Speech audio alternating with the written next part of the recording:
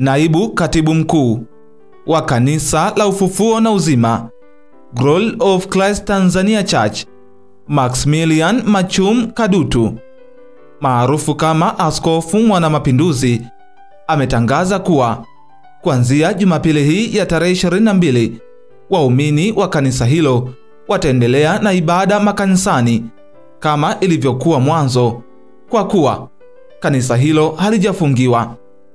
Askofu Mwanamapinduzi ameyasema hayo leo jijini Dodoma alipokuwa akizungumza na maaskofu na wachungaji wa kanisa hilo waliojitokeza kumsikiliza wakili msomi Peter Kibatala aliyekuwa anawajuza juu ya hatma ya wao kuendelea na ibada katika makanisa hayo.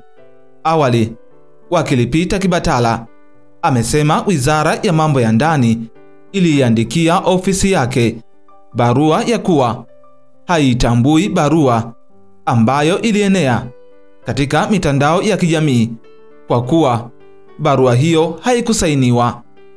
Hata hivyo, ameeleza kuwa siku ya tarehe 6 mwezi Juni mwaka 2025 wizara iliwaarifu hilo baada ya wao kukata rufaa juu ya kufungiwa kwa kanisa la Glory of Christ Tanzania Church, huku wakielezwa kuwa rufaa yao haiwezi kufanyiwa kazi kwa sababu kanisa lililofungiwa sio lao.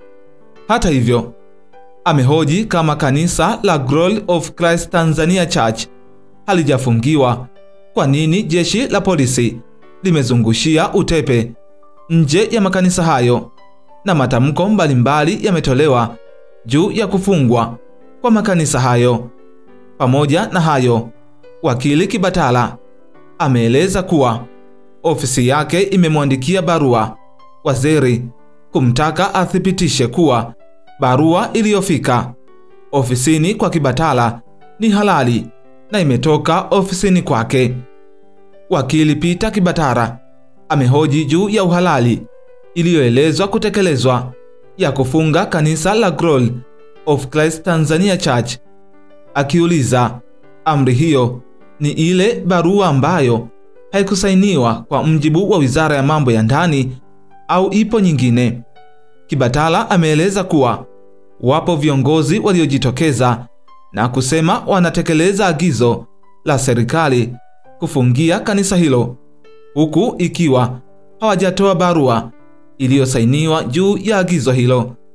Hata hivyo, Kibatala amesema wanataka kama ipo barua iliyosainiwa wapewe, na pia waelezwe kwa nini hawakupewa barua hiyo.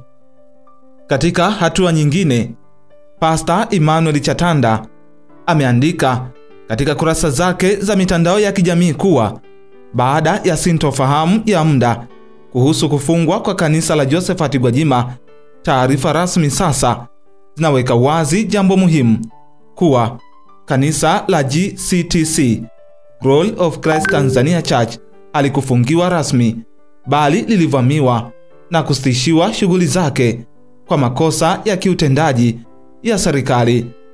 Katika majibu ya rufaa iliyowasilishwa kwa waziri, imebainika kuwa barua iliyowasilishwa mezani kwake haikuhusu GCTC, bali ilihusu kanisa lingine lenye jina linalofanana la GCC, yani Glory of Christ Church.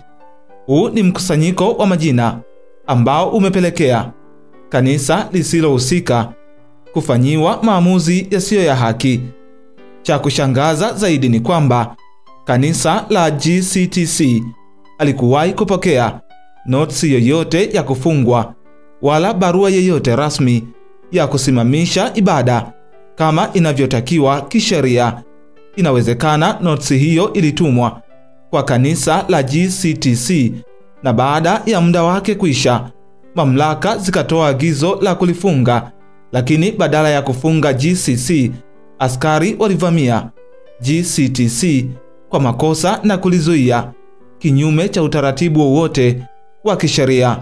Kwa mantiki hiyo, kanisa la GCTC halijafungiwa kisheria, limesimamishwa kwa makosa, na kama taifa la kidemokrasia lenye kuheshimu katiba na uhuru wa kuabudu, hatuwezi kukaa kimya kuona kanisa linaonewa kwa makosa ya kiutawala.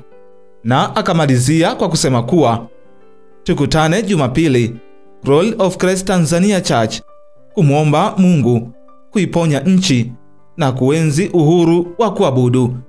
Ikumbukwe hii leo kanisa la Glory of Christ Tanzania Church maarufu kama Kanisa la Ufufuo na Uzima limefungua kesi Mahakama Kuu Kanda ya Dodoma likiomba amri ya muda ya kuondoa zuio lililowekwa na serikali dhidi ya kuendelea kwa shughuli zake za kidini, huku maaskofu takriban 500 walifika kusikiliza kesi hiyo.